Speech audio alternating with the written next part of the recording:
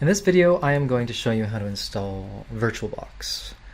You go to Google, you type go to VirtualBox, and then it'll take you there, downloads, and then you go to Windows, if you have Windows, and then we're good.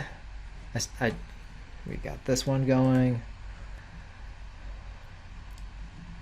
Once you have VirtualBox downloaded, go ahead and run it. It's VirtualBox, and the exact version doesn't really matter. They all pretty much the same. Bug fixes or a couple of different extra features.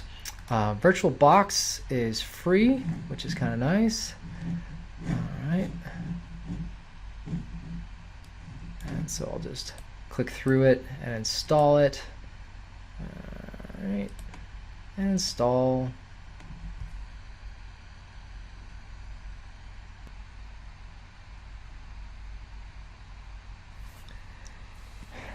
Okay, so it took a little while for VirtualBox to actually install. How long it takes depends on how fast your machine is, but that's what it is.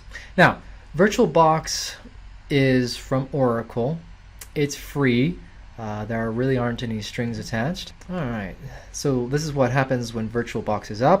This is what it looks like. VirtualBox is from Oracle, and this is what it looks like. It's a virtual machine. There's other virtual machines, sort of like VMware. I don't use VMware because it's not free. There are many strings attached. So you can use VMware, it doesn't really matter. Any virtual machine you want to use, if you can install it, that's fine. So that's where we're going to stop with this video.